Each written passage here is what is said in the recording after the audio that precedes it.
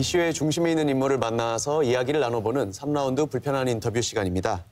얼마 전 완주군 의회에서 과도한 의정비 인상률을 책정해서 문제가 됐었는데요. 최근 의정비 심의위원회 3차 회의에서 21.15%의 인상률을 확정했습니다. 오늘은 이 사안에 대해서 이야기 나눠봅니다. 전문가 패널로는 박우성 참여자치 전북시민연대 투명사회국장. 네, 안녕하세요. 박찬익 전주 MBC 취재기자 나오셨습니다. 네, 안녕하십니까. 네, 안녕하십니까. 의정비 찬성 입장이 사실 패널이 한번 와주셨으면 좋았는데 저희가 애타게 섭외를 했음에도 불구하고 출연을 강경하게 거부하셨다고 합니다. 예. 안타깝네요. 안타까운 소식입니다. 예. 저희가 20%가 넘는 인상률, 이 소식을 접했을 때는 추후에 의견 수렴 절차가 있기 때문에 설마 이대로 확정되겠느냐라고 생각했었거든요. 예. 그대로 확정이 됐습니다. 그 사이에 어떤 일이 있었던 겁니까? 그러니까 이제 원래 의견 수렴을 하는 방법이 조사기관을 통해서 여론조사를 하는 방법하고 예. 공청회를 실시할 수가 있게 되어 있는데요. 공청회 실시를 함으로써 사실은 실질적인 주민 의견을 예. 전혀 수렴하지 못한 결과가 되고 말았다. 저희는 그렇게 평가를 하고 있습니다. 뭐 공청회라는 제도 자체는 말씀하신 대로 학계나 전문가나 주민 의견을 수렴하기 위한 네. 정당한 법적인 절차지 않습니까? 근데 왜 공청회를 실시했음에도 불구하고 주민 의견 수렴이 제대로 못 됐다라고 평가하시는 거죠? 일단 공청회 그날 이제 참석하신 주민의 수가 예. 150명 정도였다고 하고요. 예. 사실 그 공청회를 공고하는 기간이 법적으로 이제 14일을 공고하도록 되어 있는데 정해진 날짜가 26일 날 오전 10시였어요. 그러니까 이 주민들의 참여를 과연 고려하고 어떻게 하면 더 많은 주민이 의사를 표하기 위해서 나올 수 있는 공청회가 될 것이냐를 고민하지 않았다는 생각이 들고요. 예. 일반 주민의 의사가 그 공청회 안에서 제대로 이렇게 드러나지 못했다.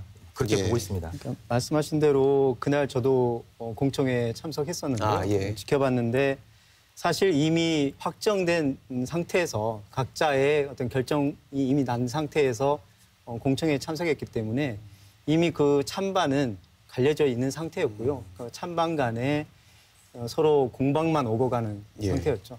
일단 공청회라는 게 뭐 찬성 패널도 있고 반대 패널도 있어서 토론도 하고요. 뭐 회의 끝나고 나면 방청석의 의견도 있으면 의견도 듣고 하지 않습니까? 네, 네. 그럼 그 당시 자리에 계셨으면 인상에 대해 찬성하는 의견도 분명히 있었을 거거든요. 네. 오늘 섭외가 어려웠으니까 대신 좀 그 입장을 전해주시죠. 요약하자면 딱 한 가지로 좀 받아들일 수 있겠습니다. 지금 현재 의원들이 열심히 하려면 그리고 활동을 왕성하게 있는 의원들이에게 뭔가 대가를 주기 위해서 예. 그다음에 그 생활비 정도의 의정비를 줘야 제대로 할 수 있지 않겠느냐, 의정 활동을. 이런 논리로 계속 주장했었거든요. 예. 사실 법으로 따지면 뭐 주민 수라든지 재정 능력이라든지 뭐 공무원의 보수 인상률 이런 걸 여러 가지를 고려해서 결정해야 되는데 예. 의정비 심사위원회에서도 결정한 그 회의록에 따르면 예.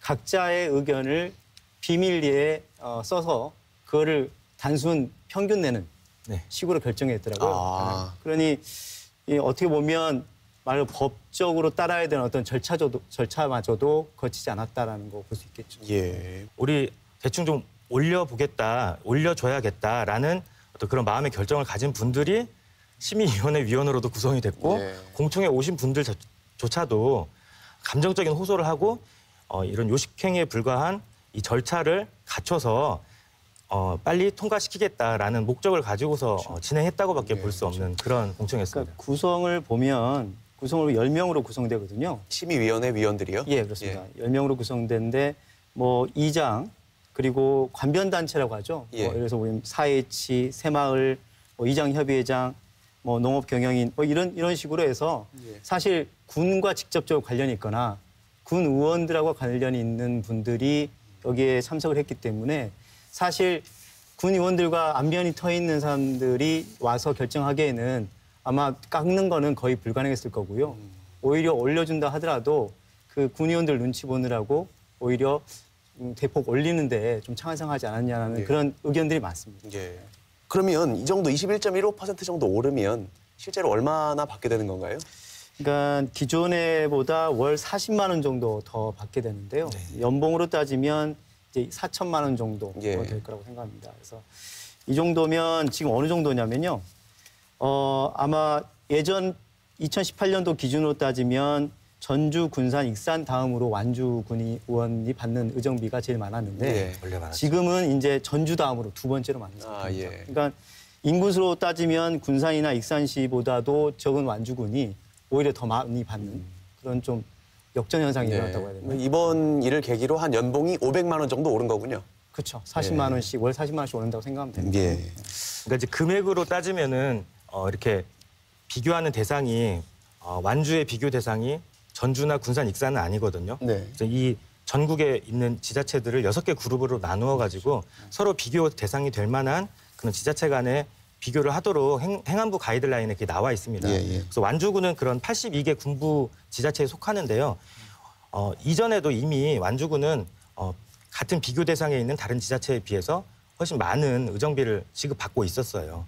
그런데 이 의정비를 올려야 되니까 전주가 이렇게 많이 받는데 우리가 덜 받을 이유가 뭐냐, 우리가 일을 덜 하느냐, 이러한 어떤 논리로 이런 말씀을 또 하시는 경우를 봤는데요. 예. 그러니까 한마디로 말하면은 무엇을 기준으로 해야 될 것인가에 대한 행안부 가이드라인이 있음에도 불구하고 전혀 그런 것들을 얘기하지 않고 고려하지 않고 또 무시했다, 이렇게 볼 수밖에 없었습니다. 혹시 참여자치시민연대에서 추가로 향후에 대응하실 계획이나 방법, 방향 같은 게 있습니까? 법적인 대응 또 행정적인 대응 어떤 것이 더 효과적인지 이런 것들을 이제 저희가 살펴보고 있는데요. 예. 다른 지역의 사례들을 보면은 이제 뭐 행정 대응의 예로는 이제 주민 감사 청구 같은 걸 한 경우가 있습니다. 예. 주민 감사 청구를 해서 감사를 실시하거나 또는 이제 조례 개정이 이루어지고 나면 그 조례 개정에 대한 뭐 조례 무효 가처분 신청이랄지 또는 의원들이 받아간 그 의정비가 잘못되었으니까 부당 이득 환수, 뭐 소송 같은 것을 하는 그런 예. 것들도 있는데 저희들은 이제 일단 시간이 많이 걸리지 않고 곧바로 대응을 할 수 있는 행정적 조치들, 예를 들어서 뭐 행안부에 시정 권고를 요구하거나 뭐 재심의를 요구하거나 하는 이런 방식의 행정적 대응을 먼저 할 생각으로 있고요. 알겠습니다. 끝까지 이 부분은 이게 사례로 남기 때문에 주민들의 의견을 따라야 하는 의원들, 그리고 주민들을 대신해서가 아니라 주민의 의사를 가장 충분히 반영해서 의정비를 결정하도록 되어 있는 그 의정비 심의위원회 분들이 이렇게 주민들의 의사를 무시했다는 점을 정말 좌시하지 않고 끝까지 책임을 질 수 있도록 저희들이 이 문제를 해결할 수 있도록 할 것입니다. 행정적인 대응, 법적인 대응도 불사하겠다는 입장이시고 기자님 혹시 뭐 못다 하신 말씀 있습니까? 저는 요번에 이 의정비를 결정하는 어떤 절차나 법적인 어떤 구성들을 좀 한번 검토해서 지방자치의 어떤 의미도 살리고 또 지방 의원들이 책임감 있게 활동할 수 있을 만큼의 어떤 여지를 좀 줄 필요가 있지 않느냐. 예. 그거 한번 좀 논의할 필요가 있겠다는 생각이 들더라고요. 네, 알겠습니다. 사실 저희 이슈 옥타곤에서 예전에 한번 다뤘던 문제거든요. 네네. 그 당시 주된 논지도 설득이나 소통 노력이 부족했다. 다만 그런 부분들이 보완된다면 적절한 의정비 인상에 대해서는 뭐 거부하지 않겠다, 반대하지 않겠다 이런 의견들이 많았습니다. 아무튼 향후에도 이 이슈 가지고 한 번 더 저희가 찾아뵐 수 있기를 기대하겠습니다.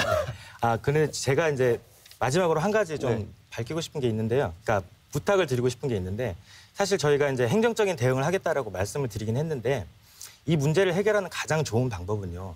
의원들 스스로가 이번에 의정비 결정이 주민들의 의사와는 좀 상관없이 결정된 측면이 있다라는 점을 스스로 인정을 하고 지금 결정된 의정비 인상안을 조례에 반영하지 않고 동결하거나 적정한 수준의 어떤 인상안으로 개정을 해서 그래서 본인들 스스로가 이거를 해결하는 것이 가장 아름다운 모습이지 않을까 이렇게 생각합니다. 반납하는 방법도 있죠. 네, 그런 분도 있으니까요. 예, 행정 스스로 자신의 잘못을 인정하고 그것을 뒤집기를 기대하는 것은 현실적으로는 제가 보기엔 어려울 것 같습니다만 아무튼 뭐 좋은 제안으로 듣고 이대로 마무리하겠습니다. 예. 말씀 잘 들었습니다. 감사합니다. 감사합니다. 이슈 옥타곤에서는 시청자 여러분의 다양한 제보를 기다립니다. 여러분의 많은 참여 바랍니다. 얼마 뒤면 대학들의 등록금 납부 기간이 돌아옵니다. 대학에 합격했다는 기쁨도 잠시고 등록금을 마련해야 하는 학생과 학부모의 부담은 상당한데요. 대학 역시 난처한 건 마찬가지죠. 교육부의 등록금 동결 압박으로 일부 대학에서는 경영난을 호소하고 있는 실정입니다.